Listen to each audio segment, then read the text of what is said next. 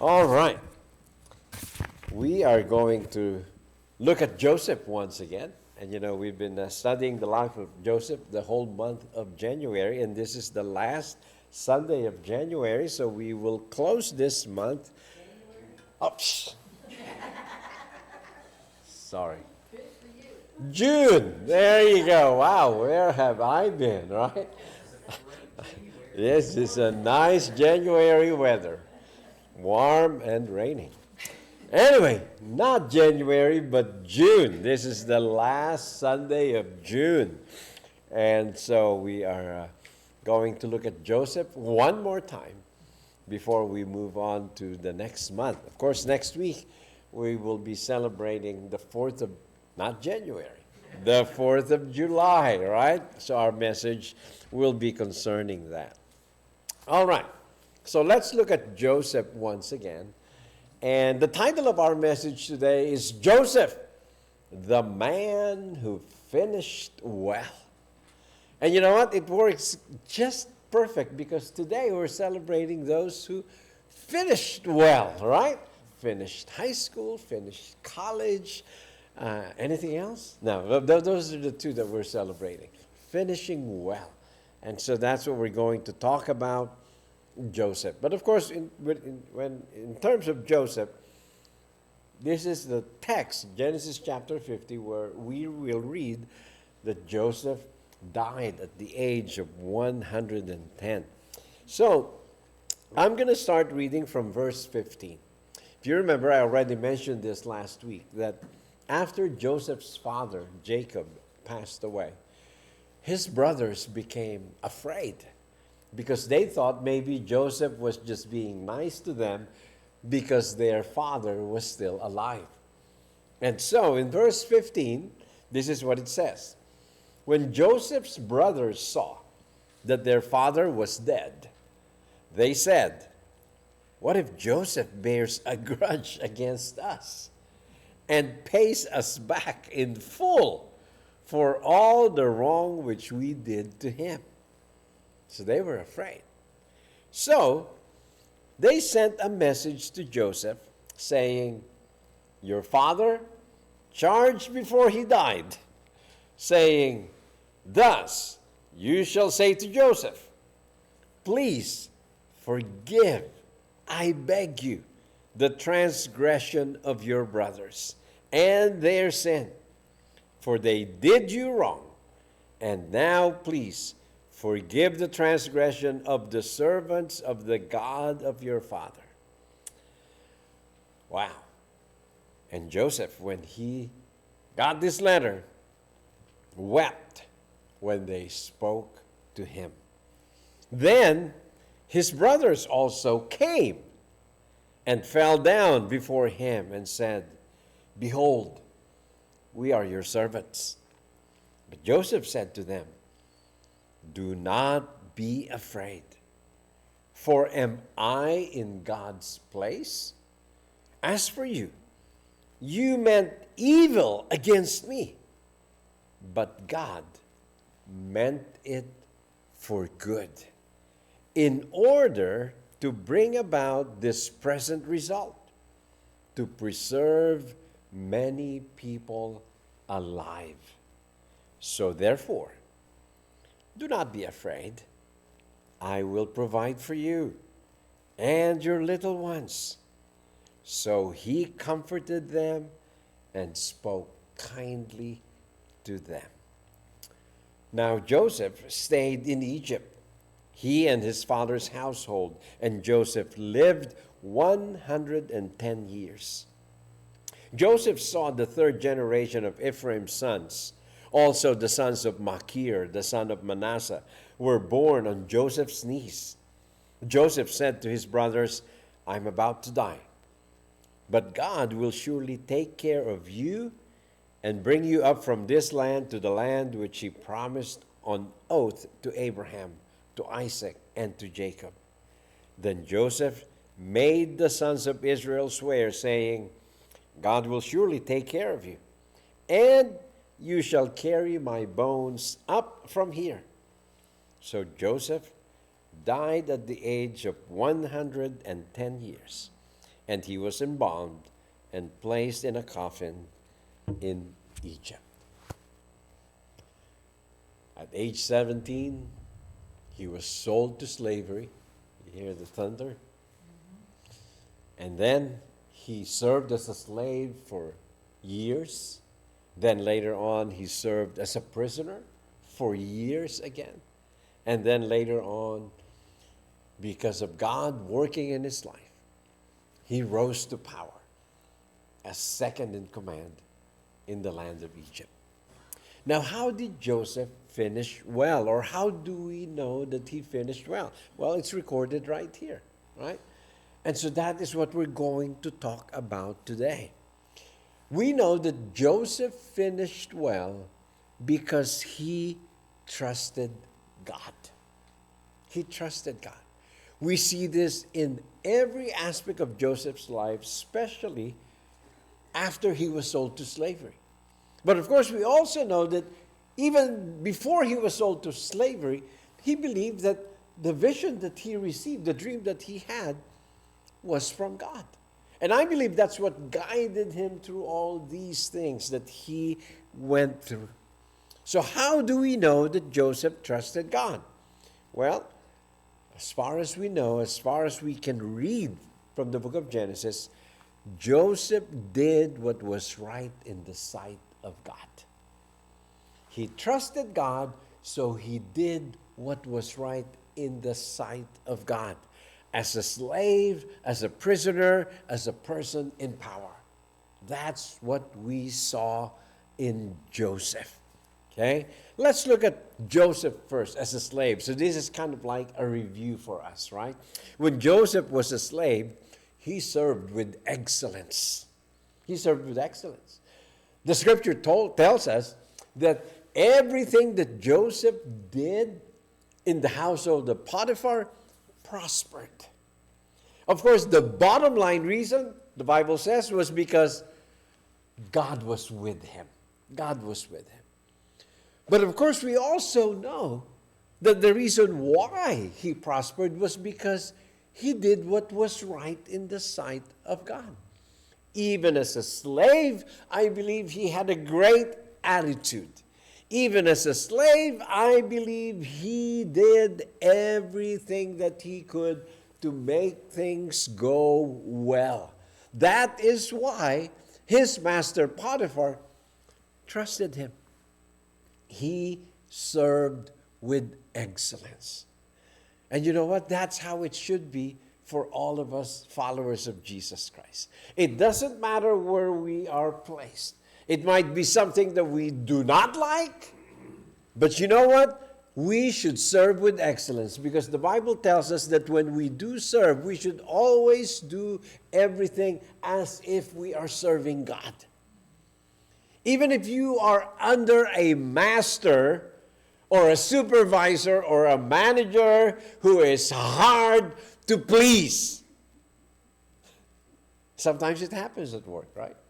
Sometimes it does. So what do? Do you just say, well, I'm not going to do my best? No. We are still to do our best. Why? Because we're doing it for God. God has given us the ability, God is giving us the opportunity so that the people around us, just like Joseph, will know that God is with us. That's what Joseph did. He made it known that God is with him. He made it known. He made it known even to his master Potiphar. But not only that, when Joseph was presented a temptation, I believe, that would have been hard to resist. Right? Hard to resist. Why? Probably Potiphar's wife was very beautiful. And Potiphar's wife tempted him day in and day out, day after day.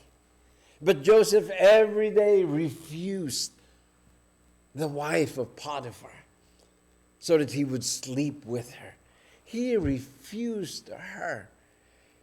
And at the end, Potiphar's wife who was so persistent in tempting Joseph to sleep with her, Joseph finally said, you know what, I cannot do this because my master has entrusted me with everything in his household.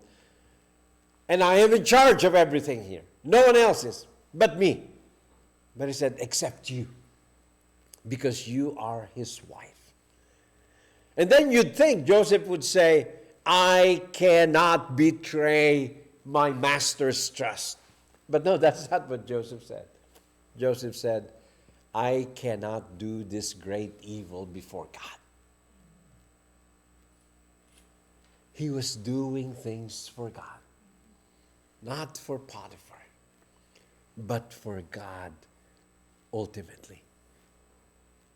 That is why when the temptation kept on coming and that Potiphar's wife was being even more persistent, Joseph had to tell her, I cannot commit this great sin against God. Joseph refused to do evil in the sight of God. As a slave. Why? Because he trusted God as a slave. Even in the midst of a situation that was too low for a Hebrew like Joseph, he refused to do evil because he trusted in God. He continued to believe that God is not done with him yet. The vision from God, the dream from God, I believe, continued to be in his mind, reminding him that God has a purpose for you even as a slave. Now, we know what happened to Joseph after he refused Potiphar's wife, right? Potiphar's wife came up with a story. Because when Joseph took off, he took off from the presence of Potiphar's wife. Well, Potiphar's wife grabbed Joseph, grabbed his cloak, actually. But Joseph continued on, left his cloak, and then Potiphar's wife came up with a story saying, the slave tried to take advantage of him. So I screamed. He took off running, but I got a hold of his cloak. And when Potiphar heard that story, Potiphar sent Joseph to prison. At this point, you might think Joseph should be saying, my goodness, I was doing what was right. Look where it landed me. Prison.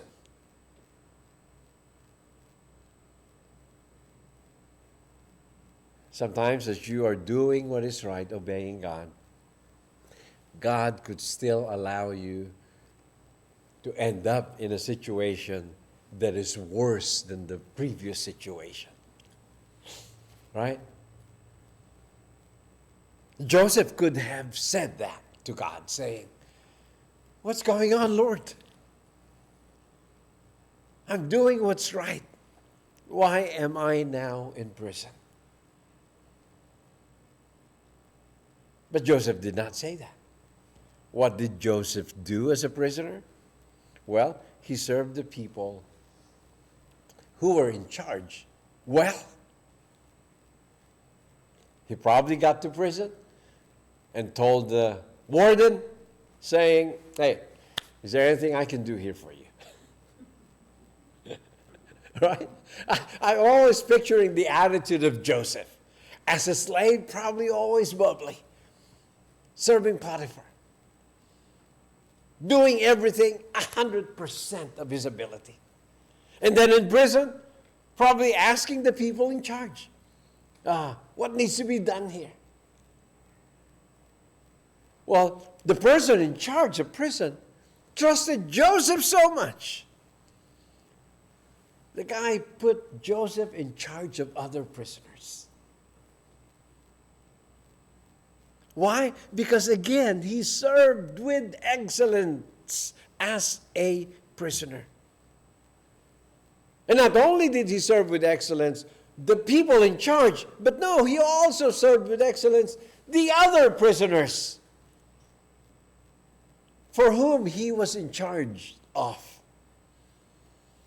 When two of them were there and had a dream, they went to Joseph and asked Joseph if he can interpret their dreams. And what did Joseph do? Joseph interpreted their dreams. And their dreams actually happened as Joseph had interpreted them. He only had a condition for the two men who came to him. He said, hey, when all these things come to pass, as I have interpreted for you, please put a good word out for me, all right, to the king. Please, don't forget about me. But the scripture says they forgot about him. They forgot about him. And you know what? Sometimes that happens to us, right? We served and we did well, but we keep on getting forgotten by the people whom we have served. And sometimes people would start saying, Lord, should I continue to do what is right? But you know what? With Joseph continued to do what was right in the sight of God, even as a prisoner. He remained patient when he was forgotten. I don't know what it is that you're going through right now. Maybe you have been waiting for a promotion, waiting for something to happen after you have obeyed God, and maybe from a lower condition being placed to an even lower situation or condition, and you're starting to waver in your trust in God. Well, I want you to remember Joseph. Remember Joseph. The man who as a slave trusted God. The man who as a prisoner continued to trust God. And then a few years later, the Pharaoh, the emperor, the king of Egypt had a dream. And no one in the kingdom can interpret his dream. And so the man that he helped finally remembered Joseph. He said, you know what? There was a guy in prison who interpreted my dream, and everything happened as he interpreted it. He said, he might be able to interpret the king's dream. And so they called Joseph. And sure enough, Joseph was able to interpret the king's dream. 7 years of plenty, 7 years of famine. During the years of plenty, store food to get ready for the coming 7 years of famine. The Pharaoh was so impressed with Joseph. He told Joseph, Joseph, why don't you be in charge of all these? Making sure that we will have enough food stored for the coming famine. And so from that time on, Joseph became second in command in Egypt. Second only to the Pharaoh. Amazing, isn't it? A slave, a prisoner, now second in command. Who can do that for Joseph except God? Right? Only God can do that for Joseph. No one else can. And so Joseph now rose to this position, and based on the statement of Joseph to his brothers, when his brothers were so afraid of him because their father had died, Joseph basically told his brothers, God placed me here to preserve life. He did not say just to preserve your life, but to preserve life in general. Joseph understood that he was chosen and called by God to do exactly what he was doing. It was not for him. It was not about him. It was about God preserving life, and Joseph believed that he was just being used by God. So as a person in power, he directed the people under him to trust the God that he served. He trusted God's purpose for his life. And you know what? Sometimes the problem with people is that once they have risen to power, then they forget God. Right? We've seen that happen to many politicians. Right? Started out good. Started out well. Started out with integrity. And then later on became just intent on keeping the position more than doing what is right. It happens a lot. It happens a lot. But not with Joseph. Joseph continued to believe that it was God who placed him where he was. And so he used his position to preserve life. He served with excellence again. He actually saved up or stored up enough food, not just for Egypt, but even for other countries who came to ask for help from them. That's what sent his brothers over to Egypt. They were from another place in Canaan. But they heard that there was food in Egypt, and so they all went to Egypt asking, ready to buy food. And Joseph was ready to provide food even for those who were not from Egypt. That means they stored enough food. Enough to help other people outside of Egypt. And so while he was in power, not only did he use his position to preserve life, but he used his position to serve his family. But he did not go underground, right? He went to the Pharaoh and said, I'm bringing my family. He still recognized the authority of the Pharaoh over him. Actually, he could have probably just ignored and God would have blessed it, right? But no, Joseph still had to do what was right. He still did what was right. He was under the authority of Pharaoh, so he submitted to the authority of Pharaoh. And Pharaoh granted his request to bring his family to Egypt. As a man in power, he submitted to another person in power whose authority was above his. And lastly, as a person in power, he humbled himself and forgave the people who hurt him. He was only able to do this because of his faith in God. he would not have been able to forgive if not for his faith in God.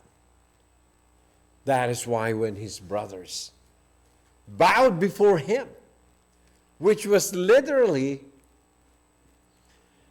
a fulfillment of the vision that God has given to him. His brothers bowing down before him. It was not because he made them, right? No, he did not even have to make them. They bowed before him and said, "We are your servants." Basically, you can do to us whatever you please. Whatever you want to do to us, you can do it. We are your servants, Joseph. But Joseph wept and said to them, "You know what you did to me? You meant it for evil. But God meant it for good." Only a person who trusts in God can say those words. That is why he was able to forgive. Why? Because he trusted God. That God's hands were upon all these things that were happening to him. Because he humbled himself before God, he was able to humble himself before his brothers and was able to forgive the people who hurt him. In what position are you in right now compared to the people who need to be forgiven? Sometimes we feel like, hey, if I'm in the position to not forgive, I won't. Right? God has already raised me up to power. Now I can do whatever I want. But if we want to finish well, just like Joseph did, one of the things that we really have to do in life, actually continuously, is to forgive. Forgive ourselves. Forgive the people who hurt us. Forgive even sometimes just the situation that we feel we have been trapped in and can't get out of. But there's usually a person connected to that also. And so we need to learn to continually forgive. There are many people who continue to live their lives miserably because they had never forgiven their parents or their grandparents or their bosses or their siblings. And so they continue to live in bitterness. Who is that person that you need to forgive? Make a decision today to forgive that person or those persons who have hurt us. Because we have been called by Jesus saying, "Forgive others as I have forgiven you. Love others as I have loved you."